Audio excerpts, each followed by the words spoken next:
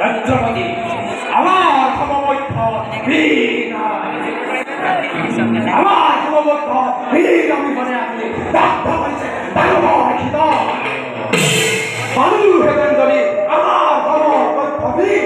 দেখুন আমার হাতে আরে